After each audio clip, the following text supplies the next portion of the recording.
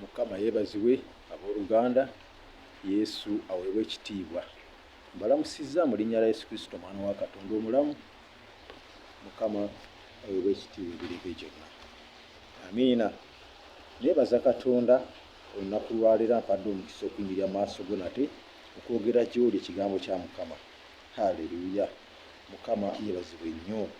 Abooluganda mu ngeri emu njagala okwebazaako baganda bange ne bannyinaze be tukola nabo mu kifo kino betuweereza nabo. Mukama abanjagalire, Mukama bawe omukisa ogw'amaanyi mu linnya lya Yesu Kristo omwana wa Katonda abeera omulamu.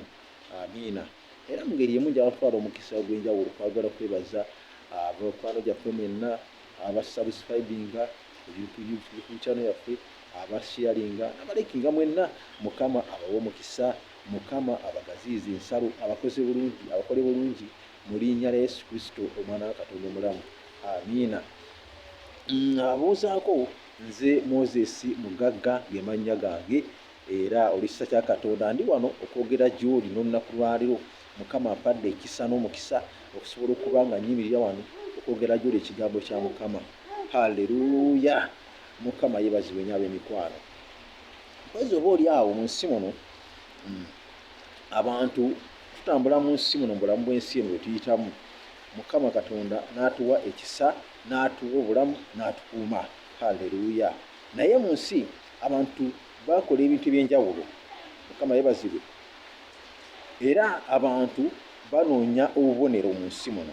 Sina kunoonya bunoonya, naye omuntu bw'agenda ku musawo Muganda, bw'agenda oba ku musamize oba ku muganga oba ku mulogo oba ku mufumu, yenna bw'avaayo alina ekintu kyamuwa kyonna.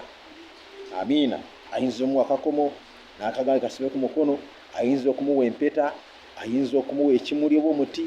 Era nga bwe tuba tubisanga nolaba nti ebyo n'ebintu ebifaananyiza amakanisa, naye nga bagabayo emiti, ne bagabayo empeta, endokwa ne bazigaba. Oli n'akitwala n'akiteeka mu nnyumba ye, ne bamugamba bw'okeera ku makya n'abirangako amaaso, senyeza okw'amannyo. Amiina. Ne bakimuwa ng'akabonero.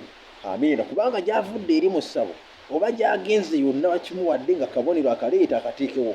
Emisingo bwe giba gitambula giraba akabonero ako gisobole okumukolera kyakola ki kyeyeetaaga. Haleluya. Mukama yeebazibwe.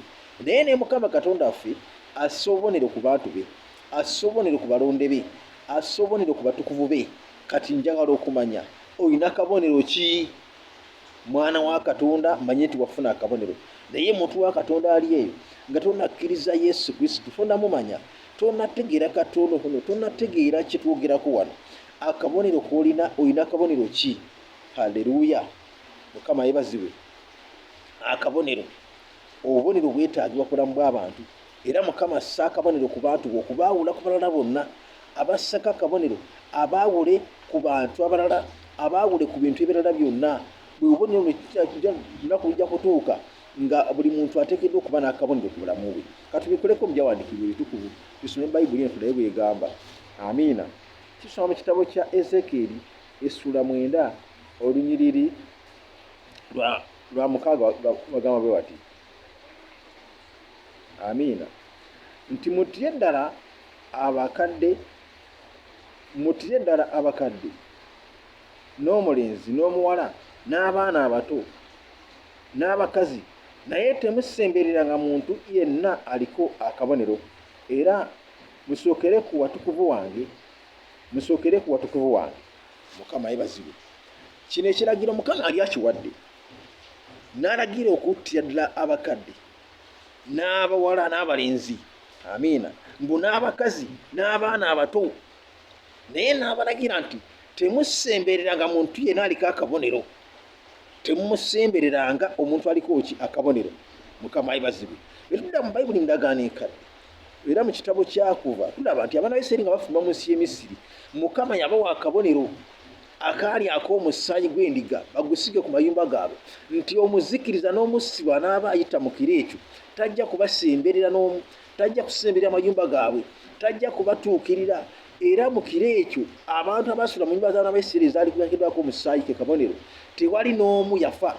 Newankubadde emmese yali mu mayumba ago teyafa, newankubadde omunya tegwafa, bwe nakubadde ekiramu kyonna ekyali mu baganda ba Isirayiri tewali kyafa mu birebire byonna ebyaliyo. Lwaki? Kubanga baalina akabonero k'omusaayi gwaki gw'omwana gw'endiga gwali gusiddwa mu kiro ekyo. Haleluya! Kati gwe mwana wa Katonda omulokole ali wano olina akabonero akogerwako nti temunakwazanga Omwoyo Omutukuvu eyabateekesaako akabonero. Era Bayibuli Luganda ekiyita siiru.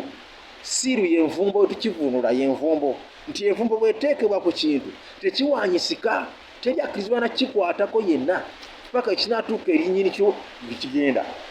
Ye siiru. Kati naye wateekebwako siiru eri ku bulamu bwo. Haleluya!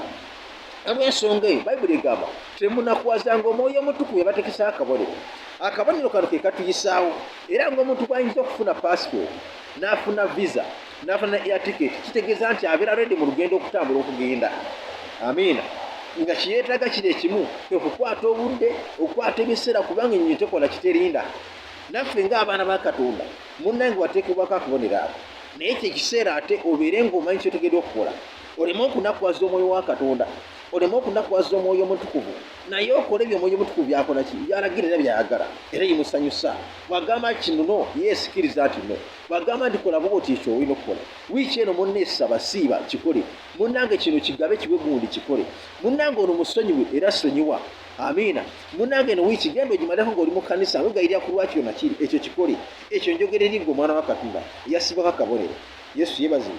Kati bw'annaba kasibwako kyekiseera ate munnange otegeere era okkirize Yesu Kristo omwana wa Katonda omulamu, omuwe obulamu bwo otambule mu nsi. Abantu baliko obubonero obw'enjawulo batambula nabo mu nsi eno ey'abalamu, nga balina obubonero bwe bateekebwako. Oluusi babalambibwako mizimu ne gibateekako obubonero nekimu nti ono nti talizimba nnyumba mu nsi muno, ono taligaggawala, ono talifumbirwa, ono taliwasa. Akakabonero omuntu n'atambula nako mu bulamu bwe ng'ekyo kyasalibwawo kyekitemagombera sitaani gy'atuula ne bakisalawo titagenda kufuna kintu kinini kyonna mu nsi muno, tagenda kubeera na mirembe mu nsi wakubadde essanyu. Ne bw'alikola n'afuna n'ayitawo nabika nti afunye agaggawadde azimbye ennyumba, amaliriza agitunze, amaliriza bagitutte, kubanga waliwo akabonero akamusibwako talina kufuna bintu ebyo. Amiina. Kati emizimu gira bubonero obukundula abaana b'abantu bano. Oyinza okulaba ng'olina embeera gy'oyitamu, oyinza okuba nga waliwo ebintu ebikubeerako era bikubaddeko, naye ng'eriyo ebyakolebwa by'otaamanya ne bibeerawo. Bayibuli Yesu yayogera mu kitabo kya Isaaya nti atta obubonero abalimba, atta obubonero abalimba era alalusa abalogo n'atta ebikero by'abagerengetanya. Amiina. Kitegeeza nti abalimba kyeki? Ye Setaani. Abalimba gye mizimu, abalimba gye misambwa, abalimba ge mayembe, amalimba gamba bye bintu ebifaanana bwe bityo balubaali bye balimba. Kati Katonda atta obubonero bwabwe. Omuntu bw'asalawo n'asembeza Yesu n'amusembeza mu bulamu bwe, bw'abanga azina bino bye njogerako ng'olina obubonero bwakussibwako, ebizimu nga bwe kisinziira okukulondola, bwe kisinziira okukubonyaabonya, bwe kisinziira okutta fyuca yo, bwe kisinziira okutta emirimu gyo, okugamba okutalaganya pulaani zo, ng'ojja eri Mukama waffe Yesu Kristo, kyasooka okukola kwe kusumulula n'aba ng'obubonero buno abutta ne buvaawo. Amiina. Yesu teyeetaaga kugenda gye baaziika empale yo Mika gye baakuggyako, teyeetaaga kugenda ku ntuuka gye baateeka erinnya lyo, teyeetaaga kumala genda gye baasa enjalo ze baakusalako b'enviri ze baasala ku mutwe gwe olwatuba ne baziika amalola g'abafu ne baziteeka eyo nedda. Naye ye kyakola akozesa amaanyi ge agali mu kigambo kye n'akituma ne kigenda ne kyokya ekyo kye baakola ne kisaanawo. Kati ng'emizimu ne bangi n'anoonya tekyasobola kusanga akabonero kutenza kalaba. Haleluya. Kyanyiza kalaba ng'amaze okwokya kubanga akozesa kigambo kye. Amiina. Mwana wa Katonda kye kiseera okkirize, muntu wa Katonda kye kiseera okyuse obulamu bwo, okkirize Yesu Kristo gwe twogerako. Olina emigugu gye weetisse ku bulamu bwo, olina ebyakukwata, waliwo ebyasiba obulamu bwo, naye nga weebuuza nkoze ntya, mutuufu bwe nkola tebansasula. Amiina. Nkola katosera mu mulimu nkola kaseera katono okuwerako emyezi 3 ne bangoba. Haleluya. N'ogamba naye nabaaki, waliwo ekyabaawo, waliwo ekyakolebwa, waliwo ekyateekebwateekebwa bateeka n'abalogo ne bakikola ku mulamu gwe, osobole okuyita mu nsi muno ng'osiraana, oyite mu nsi muno ng'okama ng'oweevuma Katonda, naye nga naye Katonda gwe weevuma si yakikola. Amiina. Mu nsi tulina ebintu bya mirundi ebiri, Setaani mwali mu nsi muno ne Katonda mwali. Amen. Kati Katonda abanga waali, Katonda aliwo ku lw'abantu okubayamba n'okubasoma n'okubalokola n'okubategeeza amazima g'ekigambo kye. Naye Setaani waali Bayibuli egamba nti yajja okutta, okubba n'okuzikiriza. Eyo bizinesi ya Setaani mu nsi. Ate si kuzikiriza kyala kyonna, baana abantu ekyamweta okuzikiriza mu nsi muno. amen, haleluya. Setaani alina nnaku, setaani talina ssanyu lyonna, setaani alina buyinike, setaani alina mitawaana, alina bizibu, alina ibonoobono, amen, alina birwadde byalina ebyo byagaba. Setaani talina ssanyu lyonna, talina mirembe. Ne bw'anaakuwa ekintu n'akikuwa olunaku lwaleero obugezi ne bakikuwa, naye ojja kumaliriza ng'ekyo ekintu kyakuwadde ate alina obuyinike bwakutaddeko wali obugenda okubuuza essanyu n'emirembe. Haleluya. Mwana wa Katonda, muntu wa Katonda, mukazi gwe, musajja gwe, mwana gwe ali eyo ng'owulira ebigambo bino byenjogera olwaleero, kubanga Bayibuli eyogedde ku baana abato, neeyogera ku bakazi, neeyogera ku bakadde, neeyogera ku balenzi, neeyogera ku bawala, neegamba muzikirize ddala, temusaasira naye temusemberera nga yonna aliko akabonero kange. Akabonero Katonda bwe yateekako akabonero ako, Bayibuli ega temusembereranga. Ekyo kiva mu kamwa ka Katonda. Kale kye kiseera munnange ojje mu layini yeeno eri abantu Mukama yassa akabonero ke tebatasemberera. Omuzikiza tagenda kusemberera, omusiba tagenda kutuukirira. Kye kiseera ojje mu layini eyo, kye kiseera osenge Yesu Kristo, kye kiseera osenge omwana wa Katonda, kubanga okuyita mu ye abantu basobola okuba mu birabo enjogeddeko. Okuyita mu ye abantu babeera baddembe okuva mu ebyo byonna ebyabakwata, ebyabasiba, omubibi bye bateeka, enjegere ze bateekako, obuyinike bwe yabasasaako, emibugu gye yabateekako gyeyagala kwetika, naye nga yagira omugugu guno n'agussa ku nsingo yo n'agutya ku kibegabega kyo ng'ogumwetikire. Amiina.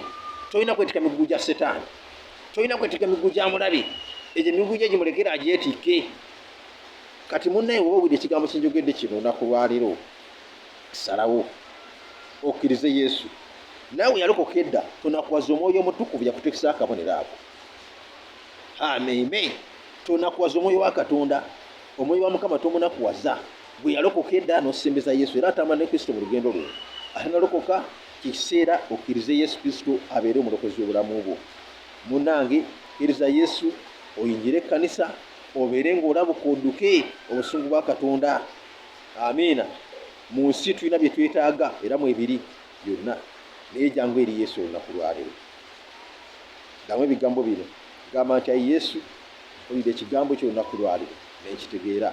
Ddala gwe ayinza okunsumulula, ddala gwe alina akabonero koyinza okuteera ku bulamu bwange nempita mu nsi muno nga sitawaanyizibwa, nga sirina buzibu, nga sirina kutawaanyizibwa, newankubadde ng'ebisomoza biyinza okubeerawo, naye bwe mbeerako akaboneroko ekyo kindokola. Amiina. Ntegedde ekigambo kyo era nsizeewo n'omutima gwange, njakuta n'akamwa kange tundokose. Weebale Yesu, weebale okundokola. Kati kakusabire essaala.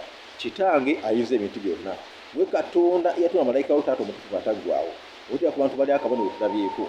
Era ku mulembe guno Mukama watuma Yesu Kristo n'ajja mu nsi muno n'atufiirira, n'atulokola Mukama, n'ayiwa omusaayi gwe gubeere akabonero gye tuli okutunaazaako obutali butukuvu bwaffe. Mukama kyenva nsabira abantu bano, Katonda omwesigwa Taata, bayambe Mukama, magezi g'omuntu tewali muntu ayinza kukkiriza, tewali ayinza kulokoka, nga bwe kyogera n'ogamba nti mu baana b'abantu tekiyinzika, naye eri Katonda oyinza ebintu byonna. Taata basobozese mu linnya erya Yesu Kristo. Nkwebaza mukwano gwange byonna nga mbisabe nga nzikiriza nga mpise mu linnya eddungi erya Yesu Kristo omulokozi waffe. Mbatumidde nnyo era mbaagala nnyo. Ekisa kya Mukama kana kibawanirire mu linnya erya Yesu Kristo omulokozi waffe. Amiina era